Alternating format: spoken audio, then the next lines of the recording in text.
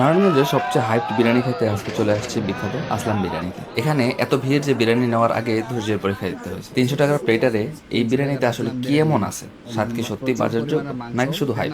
আজকের ভিডিওতে সব খোলাসা হবে।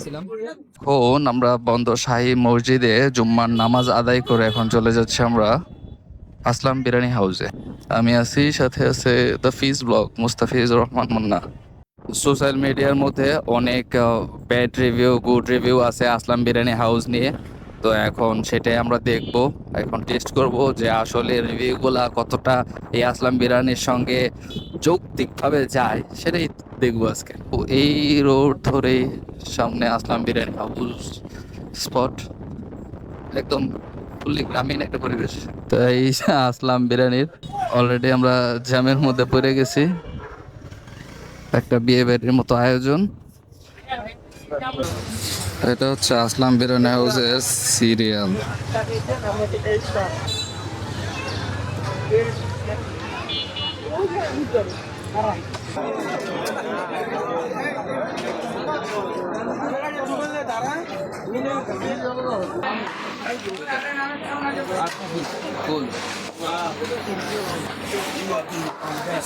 তিনটা ফুল হইব।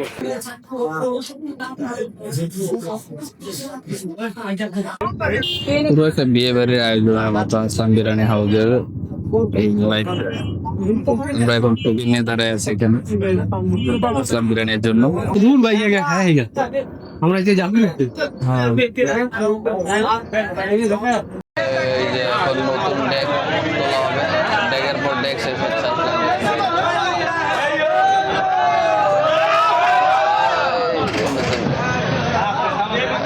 ওরা ডেকের পর ডেক শেষ করতেছে, কিন্তু সিরিয়ালে যে দাঁড়াইছে সিরিয়াল শেষ হইতেছে না। গুলা সিরিয়ালে এসে দাঁড়ায় থাকবে, মানে একদম বিরক্তর একটা অবস্থা। মানুষের 300 টাকার আসলাম বিরিয়ানি, প্রচুর পরিমাণের মাংস, গরম, আর বাইরে বসার জায়গা নেই। খাওয়া দাওয়া শুরু করে দিলাম আসলাম বিরিয়ানি। তোমার টেস্ট ভালো কিন্তু গরম, আর যে অবস্থায় নিয়ে আসছে খাবার আর তো মারাত্মক লাগার অবস্থা। এই আসলাম বিরিয়ানিটার মধ্যে মাংসের পরিমাণ প্রচুর, মানে লোকমায় লোকমার নেই, মাংস কম, প্রচুর মাংস। এই কারণে আসলাম বিরিয়ানিটা খুবই ফেমাস এবং প্রচুর মাংস পাওয়া যায়। অন্যান্য যে বিরিয়ানিগুলো আছে সেগুলোর মতো মাংসের পরিমাণ কম। আপনারা আসলে 300 টাকার প্যাকেজটা না 200 টাকাটা নেবেন, কারণ 300 টাকার প্যাকেজটা হিউজ পরিমাণ থাকে। এটা একজনের পক্ষে মানে ভালো খাদক না হলে শেষ করা পসিবল না। তো 200 টাকাটা নেবেন, শান্তি মতো খাইতে পারবে। আর যে আমার কাছে আমি 300 টাকার মিশ্রণ হয়েছে, মনে হয় না যে আমি শেষ করতে যাবো।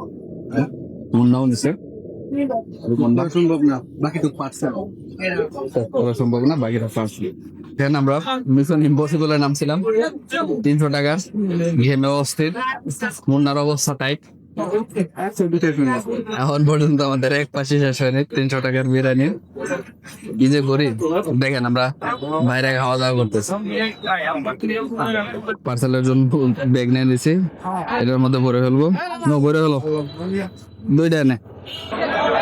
ওই যে এখানে বিরিয়ানির যুদ্ধ চলতেছে, বিরিয়ানির যুদ্ধ, বুঝছেন? আর আমরা যুদ্ধে জয়ী হয়েছি, ট্রফি নিয়েছি, এখন প্যাকেট করে বাসায় লয়ে যেতেছি। তো এখন চলে যাচ্ছি আসলাম বিরিয়ানি খেয়ে বাসায়। অনেকটা টাফ ছিল, অনেক লাইনে দাঁড়িয়ে থেকে হ্যাসেল করে গরমের মধ্যে তারপর বিরিয়ানি পাইছি। বিরিয়ানি পাওয়ার পর বসার জায়গার জন্য অনেক খুঁজতে হয়েছে, দাঁড়ায় থাকতে হয়েছে। তারপর আমরা এখানে বিরিয়ানিটা খেতে, বিরিয়ানি কোয়ান্টিটি ভালো, অনেক মাংস দেয়, যেটা অনেক অনেক ভালো একটা ব্যাপার। বাট এখানে অনেকক্ষণ দাঁড়ায় থাকতে হয়, বিশেষ করে শুক্রবার এবং শনিবারে এই ভিড়টা নাকি বেশি থাকে। বাট যদি অফিসিয়াল টাইমে আসা হয় তাহলে এই ভিড়টা অনেকটাই কম থাকে।